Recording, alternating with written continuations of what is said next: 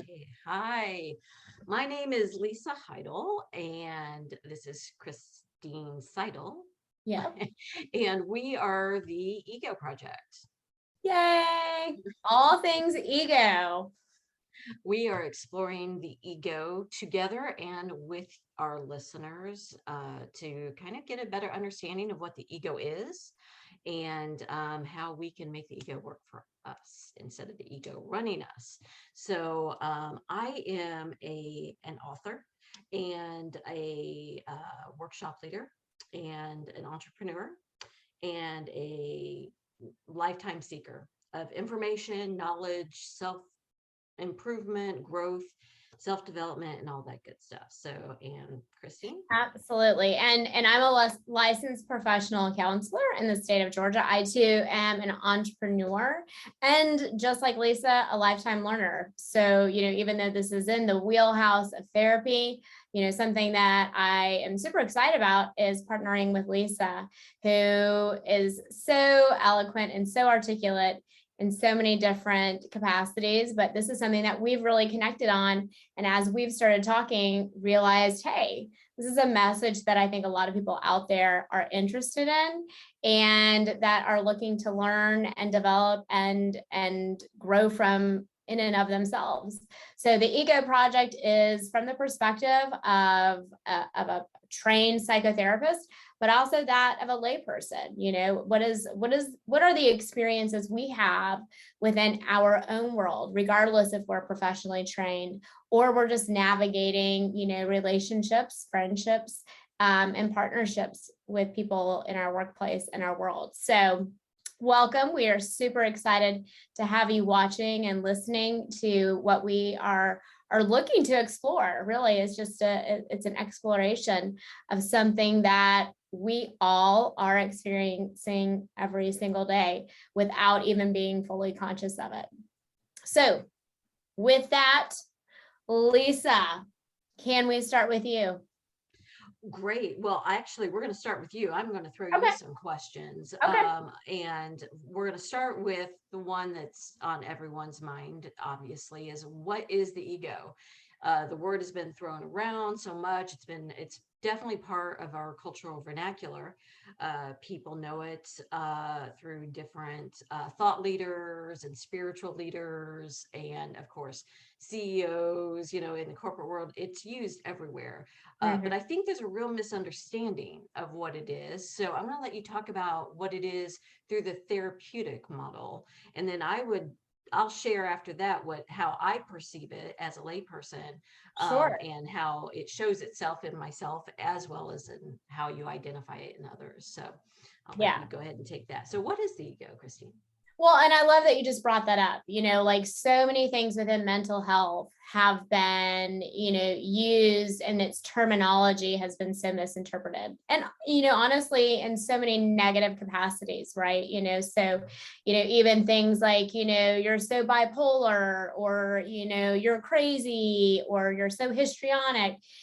Ego is another one of those, concepts of mental health that literally gets thrown about. Right. But ego is such a part of who we are. It is literally so much and yet nothing at all. Right. So the ego is not something you're going to find within our bodies. Right. So, if we were to do a biopsy of our body or go looking for the ego, we're not going to find it like we will the brain or the heart or the liver, but the ego is basically this driver of everything that we think, we see, and we do, right? So does the collective of our experiences, from the very, very early stages of childhood, from the moment we're born to where we show up here in the present. The ego is our self-esteem, our self-concept, right? So, and it dwells there in the subconscious, and only through the exploration and the willingness to draw it out and listen to it and have conversation with it do we actually see it for it being something in and of itself, while yet not having taking up real estate in our body, so to speak. So yeah, the ego is a collective of really who we are and what we've experienced. Well, in Greek, the word ego actually means I.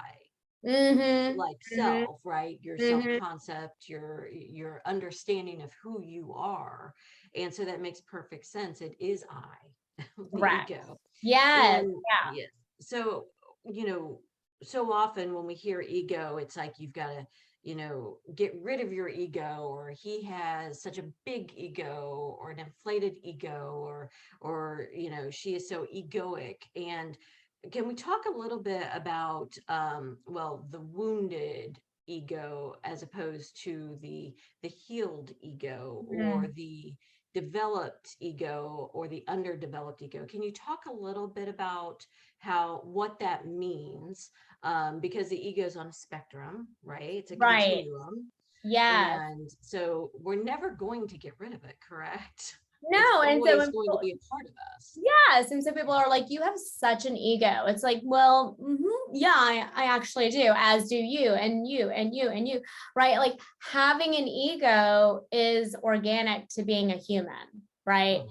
The problem is that in our society, our understanding of ego has such a negative connotation to it because we don't understand the spectrum as you spoke to the ego, right?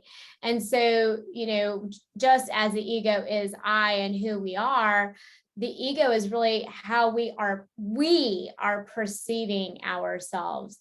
So when you talk about the wounded ego, right, we're talking about an ego that has received messages of scarcity and lack, right? And this typically comes from childhood. Maybe we have, we're raised in homes where our caregivers were neglectful or spoke messages of being displeased with us, or we have moments of abandonment. We have little trauma with a little t, or trauma with a big T, right? So in those developmental stages, we started receiving messages within the ego of lack and of scarcity. So the wounded ego is really an ego that hurts, right? I mean, it really does view the world from a place of there is something wrong with me. So I love the best way of explaining it to people is that, Lisa, if I were to come to you and say, you know what, Lisa, you should really, think about shaving your head and getting a giant, anime figure tattooed on the top of it. I don't know why you haven't done that. Okay. Yeah. I'll do that. You read my mind. Yeah, you're like, that's so weird. I had that already planned. There would be, typically, I would think, there would not be a part of you that would receive that from me and be harmed by that, right? Like you would respond just as I expected you to respond, with laughter, like that's ridiculous, right? Because your ego has never received a message that there's lack in you because of something, because you don't have this tattooed, bald head, right? So the wounded ego, would be wounded by something like that. If I were to say to you something along the lines about your writing, or your business practices, or something like that, there would be a feeling of woundedness in that, right? Because our subconscious has experienced things within its collective experiences that may doubt our abilities. Maybe it's in childhood, we were told we were not good at something, or we shouldn't try out for something because we probably won't make it, or whatever, right? So the wounded ego is an ego that has areas of hurting its own feelings, right? So when people are like, you hurt my feelings, that's not really actually true. We're actually hurting our own feelings because our ego is receiving a message that we kind of believe, right? It's hitting something in our subconscious that we're like, ouch, maybe I'm not a good mom. Maybe there's something they're saying that's true.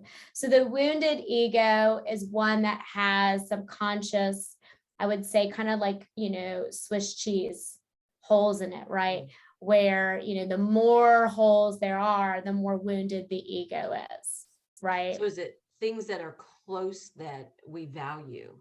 So Mhm. as you gave the example of being a good mother and, that idea of, that there's the right way to mother and, comparisons and families and friendship groups and, and you gave the example of my writing and, that's something that's close to my heart and Mhm. it's a vocation for me. It's not just a job. And so I hold that value very close, as Mhm. do you as a mother, as an example. So is it typically something when our ego gets triggered? Is it when we feel that our identity, the things that we value in our identity, are being threatened Yes, and and triggered? threatened, yes, threatened by our own belief system, right?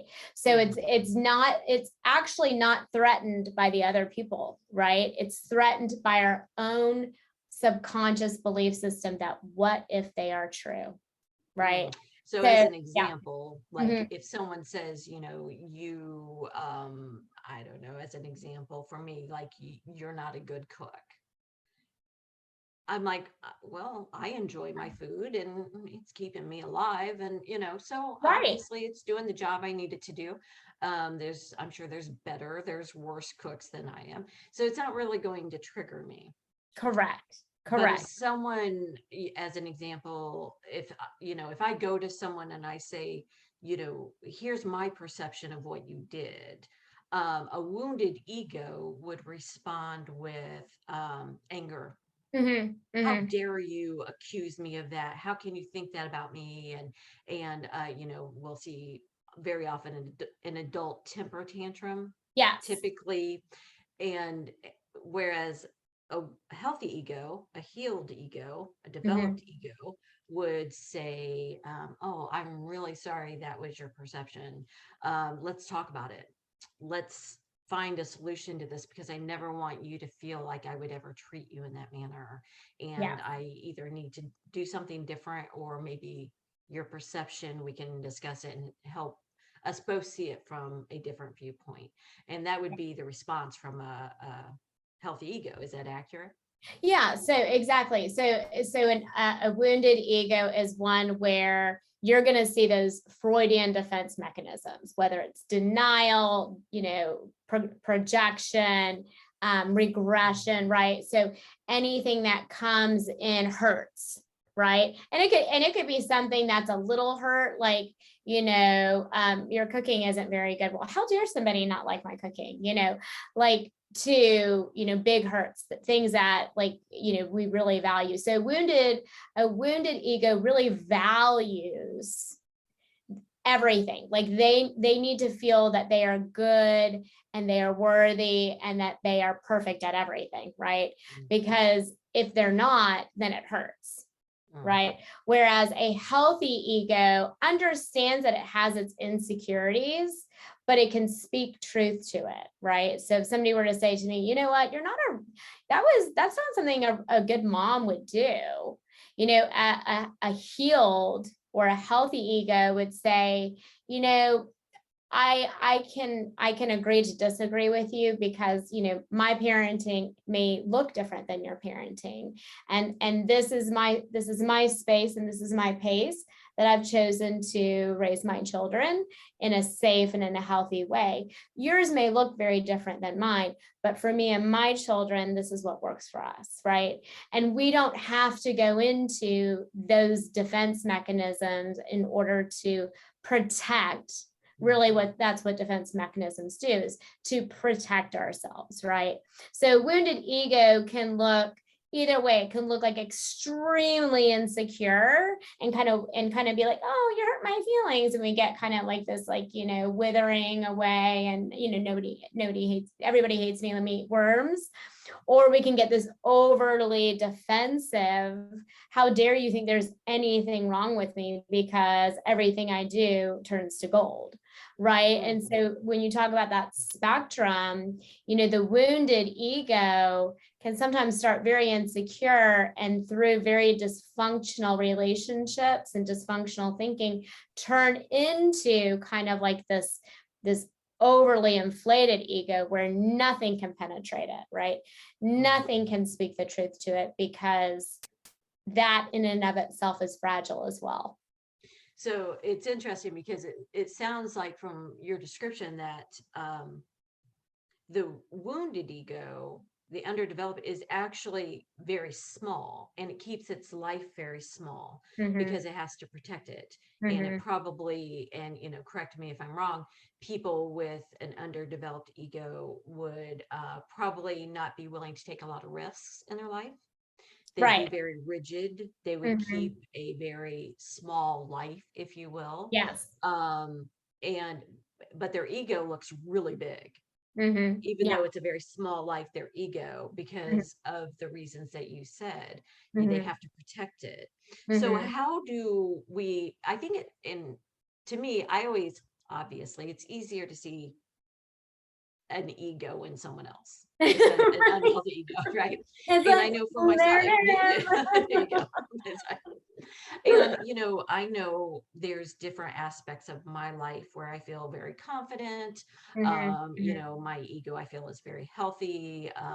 If someone criticizes me in that area, I just kind of like, okay.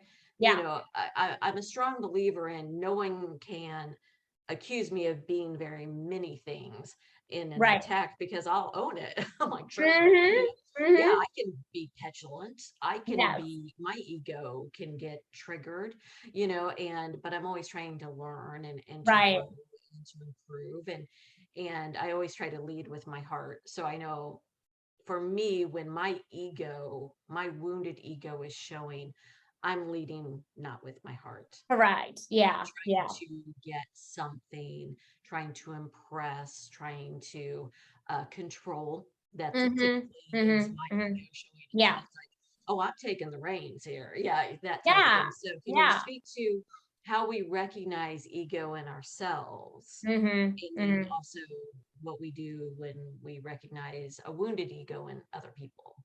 Well, I love that you are bringing that up, because you said something, you're like, when I start noticing, I start trying to change something in myself to please somebody else. So a wounded ego, it does show up like kind of in these really kind of small, meek ways, but then also in these giant, bold ways. And so really, when we're talking about, psychopathology, and we're working with individuals on how we can heal the ego, on one end of the spectrum, when we're coming from a place of insecurity and we need, so much validation and affirmation, we're typically talking about like codependent behaviors, right? So I'm going to change what I think, feel, and do in order to get somebody else to change and give me what I need, right? Because my ego is so wounded that I need them to be the ones to make me feel valuable and worthy, right? So, that's a very insecure, wounded ego, right? And then on the other side of the spectrum, right, we end up seeing the psychopathology of like narcissism and sociopathy, and not antisocial, that's something totally different, but histrionic and those types of personality cluster B personality disorders, which actually do come from a very insecure place, right? But they are no longer willing to be vulnerable to what other people think, feel, and do, right? Like they've kind of shut down, and it's like only what I think, feel, and do matters. But that still comes from a very insecure, very wounded ego place. Like the ego is so protective at that point that it's like only my way matters, and because that's the only way I can protect my ego, right? So a healthy ego is when you come together and you can recognize, oh, I'm noticing that I'm changing what I think and do to try and control somebody else's behaviors, that's not healthy. So let me come back to myself. And like you said, my ego is what's telling me, am I being true to am I being true? Am I listening to a true story? Or is this a story that is from my past, is from my subconscious, and it no longer serves me? And when we listen to that part of the ego, we have to be like, okay, no, I know who you are. That's probably mom, or that's probably, that teacher or whatever that made me feel that way, right? So if we're on one end of the spectrum and we're trying to change ourselves to get something out of somebody else, we're in that codependency, insecure ego. But then if we're on the other end of the spectrum, we're in an insecure, wounded ego where we are no longer available to take perspective of anything other than just what we think, feel, and do, right? So you can see on both sides, both are completely unhealthy because they have zero perspective taking. That's interesting because so often we think of, someone who's on that far end of the spectrum of, trying to control, but it's all control, right? Even the one on the other spectrum, It is, yeah. it is all control. And so I think we can often, once again, recognize the wounded ego in other people. And with self-work and self-exploration, we can learn to recognize it in ourselves. But what does a healthy ego look like? A healthy ego is so beautiful, right? And a healthy ego is really what we should be striving for in our parenting, partnership, and peers, right? What that really means is we can show up and we can be present with people, right? A healthy ego knows how to be present and actually fully receive. And then with that fully receiving, can fully give, right? And why that's important is because if we show up with unhealthy ego, all right, we show up in the here and now, maybe needing to talk about the dishes needing to be done, right? But if we are in a wounded ego, we're trying to talk about the dishes, but we're talking about everything from the past. You know what? I need you to do dishes. You never do them. You never have, right? It's always on me, blah, blah, blah, right? And then, on the flip side, you have this whole other story. Like, you should be doing the dishes because you're the one that's home more, blah, blah, blah. A healthy ego knows how to show up in the present and say, hey, I'm not sure if you've noticed, but the dishes have been piling up. We both have very, very busy schedules. And so what do you think might be a solution or two solutions that we can come up with to start keeping these humming along so neither one of us feel like we are, solely responsible for taking care of the household management? That's a very different conversation that has no judgment, no shame, no projection in it. And a healthy ego is really the only place that you can have those conversations in all areas of our lives, right? So would you say that a healthy ego is very solution focused? Very solution focused and very open to solutions from others as well. So it's not a matter of it's you and me against each other. It's you and me against a problem. Right? Exactly. Trying to find a solution to a problem. Do you find that people with that wounded ego, that they have a tendency to abandon situations, to not they tend to lack follow through or completion? What are some of the consequences of allowing a wounded ego to remain unhealed? Like, what does it look like as far as actions go? I think one of the saddest things about having a wounded ego and never really doing ego work, which I think is the greatest gift you can give yourself, right? Because, 94% of us are coming from childhoods where we have had something projected upon us, right? There's only 6 to 7% of us out there with secure attachments, and good luck finding any of them, right? So the reality is that most of us are showing up with wounded egos in some way, shape, or form, right? So by doing the healing work, what we're really doing is coming to a place where we can be present with our partners, peers, and in our parenting. And what was the question? I appreciate the looking for clarity. Well, you froze for a second, and I was like, "Oh, Lisa's frozen," and I was like, "Oh, I'm just staring at her now."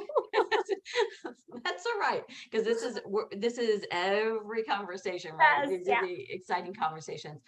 We don't always have control over what happens, and our egos can handle it. That's right. Our ego, you know what? We don't let our ego say there's anything wrong with that. Exactly, because we're showing up with healthy egos here.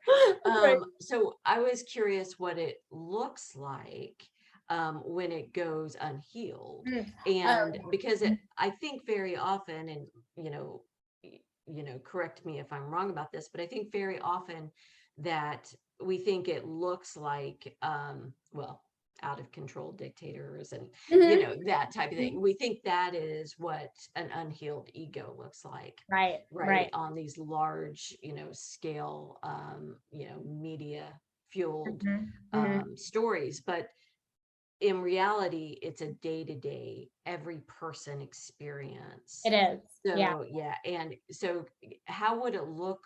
Would an unhealed ego in a relationship look? What would that look like? Like, what would the actions look like moving forward if they continue on that route? Yeah, and that is the everyday ego that shows up, right? Is in those friendships, in those partnerships. And so it too is like a spectrum. It can show up in being extremely inhibited, right? So maybe very passive aggressive. So I'm not going to talk about something, but I'm going to, in a microaggressive way, comment about something. So it's, inhibition, micro comments. It could look like projection, I'm angry about, burning dinner, but I'm going to yell at you about not taking the trash out, right? It shows up as, turbulence, right? So something like cutting us off, all of a sudden we're cussing this person out, and, our kids in the back, kind of being like, what's going on here? It can show up as being egotistic, right? Like it's hard for us to listen to other people's perspectives and points of view. Finger pointing, that's a big thing. Hey, it really hurt my feelings that you did this. Well, I wouldn't have hurt your feelings if you had done this, right? So we see these very, very toxic behaviors in relationships, in friendships, in parenting. I mean, these are everyday behaviors that we see and we hear about from our friends that are very, very damaging to relationships, right? And unfortunately, what that does is if we're not aware of our own ego work, or the fact that maybe our partner has some ego work that they need to do, it starts poking more holes into that ego, right? And it starts making us believe messages that really aren't true. And that's why it's so important to do your own ego work. It is not your partner's responsibility to do your ego work. It is yours, right? So that you can show up. And if somebody starts pointing the finger at you and you're like, wait a minute, time out. Hey, I was really trying to talk about something that I was uncomfortable with. However, what I'm receiving from you is something that doesn't feel good because it's not really about this conversation, And so that gives us the language of having healthy boundaries and having healthy conversations that really stay focused on the present. And we're no longer available for these facets of wounded egos. Would you say that in the therapeutic term vernacular, the terms is as ego work, that in the spiritual metaphysical area, would it be term shadow work? Are they interchangeable?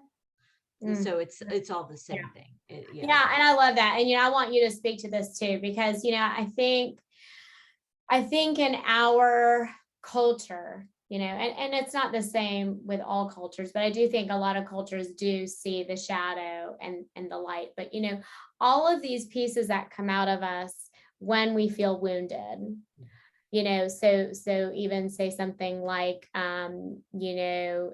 inhibition, right? If we're very inhibited, the shadow of that is that we don't speak our mind, right? We don't speak up for something, and we can be passive aggressive and project at times. That's the shadow of that wounded ego. Now when we heal that part of our ego, it turns into the light, right? So every facet has a light piece too. And what that means is that we are going to be less impulsive in just saying things. We're going to be a lot more mindful, right? So inhibited in the light can be called mindful, right?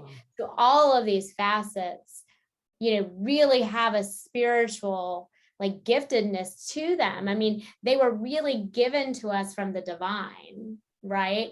But in our own experiences and our own development of self-esteem and the stories we've allowed other people to tell us that are not true, the shadow is a piece that is more easily believable, right, than the light. But as we become healthy, we recognize, no, I am not a shadow being. I really am a light being. And so I choose to live on that side of the ego story and not the shadow. I find, and please speak to this. I find that once you successfully heal one aspect of your wounding in any area, you then have it as a touchstone to return to. Like, I've done this, I know what this is, I recognize what's the light, like as you just described, on the other side of it. And I wouldn't say the healing gets easier, but the action steps become very noticeable, and you can recognize them as you're moving forward. So for listeners and for anyone wanting to do this work, would you say just pick one? Yes. Just one area that you want to, whether it's your work life or your relationship, just pick one. Yes. Yes. Heal a friendship, heal, your relationship with your body, whatever it is, just pick one. And then it gets easier and easier as you move Oh, forward. it does. It does. Because, honestly, the process is the same, and, being a therapist and people come into therapy, I mean, they got their lists of things that they want to work on, right? And especially when I do couples work, I'm like, whoo, okay, so we're going to narrow this down to 2 or 3 objectives, right? That we're going to really focus on. And even within those, we have to look at the facets of the ego, right? And so I think, like what you said is like, do not, because what we can do is build a story of shame. Okay, well, I'm trying to work on all of these things, and look, I couldn't even succeed at this one thing, right? So if you're recognizing that part of your ego work is that, you tend to, do a lot of projecting when somebody comes at you and you hurt your own feelings in your ego. And so you project, so they say something about, I think you parked your car the wrong way. And you're like, well, you know what? I think that I don't like what you wore today. That looks awful. Why are you wearing that? Right? If you are recognizing one facet of one part of a relationship, whether it's work, relationship, friendship, if you're noticing something, and you notice it because ultimately it doesn't feel good to you, right? There's a part of you that's like, I don't like the way I feel when I react that way. Pick that one area and start doing the work around, why am I responding this way? What is it that I'm telling myself is true when somebody says X, Y, and Z to me. And so, if you can heal one facet, then like you said, when you recognize, here's something I've noticed I'm doing, right? I'm avoiding. As soon as this is said to me, I push back and I'm like, nope, I'm not gonna, nope. You know what? This isn't for me. I'm not I don't want to be part of this, blah, blah, blah. As soon as that one thing is said, okay, what is it about that one thing that's being said to me that is causing me to avoid, to do this shadow work, right? And so we really look at it facet by facet by facet. And ultimately what we bring ourselves to is what I call neutral energy. We can sit in the discomfort with others and not own it as our own. So from as your description, everything, it just webs out. It improves your boundary setting. It improves your goal setting. It improves your relationship with self as well as with others. So it really does just web out to all aspects of your life, correct? Yeah. And something I want to ask you is, it's like, when people say, because I've told you this before, like, I just love your energy. You've got really good energy, right?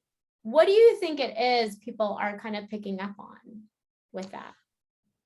I have no idea. No, just kidding. I think, I'm human and I make a lot of errors and misstep, but I really believe that I believe in growth. I think I'm a naturally curious person. And I think, so when I meet someone, as an example, like you and I having a conversation, I'm listening. I'm very excited to hear what you have to share. And my mind is always like, oh, I like that. I'm going to find.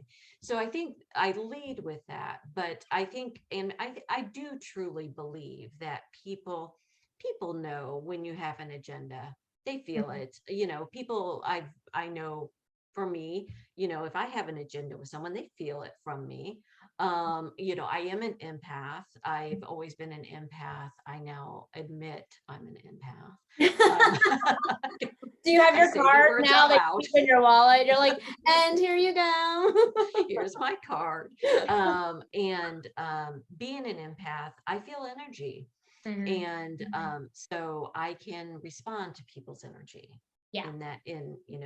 Be able to, if I feel that they're agitated, I can help them feel calmer, and I can adjust to that. And so thank you for that lovely, feedback. That's always Compliment nice to that you receive. didn't know I was going to give you, Yeah, but but I appreciate it and I take it in. Now, I do have to say, if I start thinking that I'm, infallible with that, well, that's my ego. sure. And so I think so often we see people who are light workers in the Mhm. spiritual Mhm. field, in the Mhm. health, the healing field, and they think they have all the answers. Correct. And if I ever think I have all the answers, I know it's my ego, and I know Mhm. I need to check myself. Yeah, girl, before you rent yourself. And I'll Yeah. tell you what I picked up on already, just within our interactions, is that you can sit in what I call neutral energy, right? And empaths tend to be targets oftentimes from people who have wounded egos, because they feel like they can be easily manipulated, which they can, right? However, if you're an empath that has done the healing work of the ego, watch out, because it's a superpower. Because you know how to sit in all of the feelings and you be okay, right? You might feel somebody's feelings, you might absorb somebody's feelings, but you know how to be you yourself, be okay. And I'll say that something that I really loved about this exchange today is that, and why I feel like what a beautiful topic to talk about ego between the two of us, is there was no interrupting of each other. Yeah. So ego work, interrupting. Can I stop you right there? Can I just, tell you one thing right there? Oh, that right there, the give and the take and the social reciprocity of listening, receiving, responding. That's a really, really, really good marker for healthy ego. Mm. And, and I do have to say, there were times where I had a thought and I would find myself trying to, and I was like, it's not finished, and take a step back. And that's okay too. It is. Yeah. Being able to recognize that, oh, it wasn't, any ego aspect. It was just, reading Excitement. It was excitement. Exactly. Enthusiasm. And we all have that, right? And I Right. think so often, people say, well, you should do this or you shouldn't do that. And it's completely you have to know the context of a situation. Mhm. You have to know that. And I also have to say, I've been in situations where my ego is being triggered. Oh, And, 100%. I mean, I am a bulldog when that Mhm. happens. Mhm. And I recognize that in myself. And, people who have never seen that in me, when I say that, they're like, oh, Lisa, and I'm like, oh no. Oh Yeah. no, I'm scrappy, and Yeah. I will come at you. I've And seen, I've seen it. I've seen it. you see, and that's my ego, and it is. And I think, as we move forward with the ego project and explore all of these aspects of the ego, where ego and parenting, ego and Mhm. friendships, and ego and relationships, and ego and aging. I mean, well, we could Well, do an ego in leadership where it's okay to be an alpha female and have a healthy ego. ego and what that looks like, and especially since we have lived under a Yeah. patriarchal system for so long, and Right. the models that we have Mhm. are Yeah. very often alpha male, Yeah. and alpha masculine. And so I'm excited to see that, and I'm excited to explore this with you, It's to see where it takes us. I know I've learned so much today, and I look forward to all of our conversations moving forward and yes. how that shows itself. And I do want to say, the thing that I so admire in you is you are unapologetic in your drive and your ambition. And it's not egoic. It's like, I have skills, I have abilities, and I want to be of service to the world. And I Mhm. don't care if you think I should be doing something else. And I so love that. And Yeah. it's a beautiful model for Well, thank people. you. And, I admire it so much. So I am so excited about this partnership. Me too. Me Yeah. too. Yeah. So we need everybody to subscribe. We need Yes. everybody to follow us. And, honestly, I think we could talk about ego forever. And we might. And when we've taken it too far, our ego will tell Well, us. tell us, hey, Um, dial it back, dial it back. and we want to say to everyone out there, we want your feedback. Oh, Please yeah. share with us, where you see your ego. Yeah. If there's topics of ego you want us to explore, we Mhm. are open to that. So please do not hesitate. Give us your feedback. Share with your friends. Mhm. We really want to help, open this up to discussion. So, and Yeah.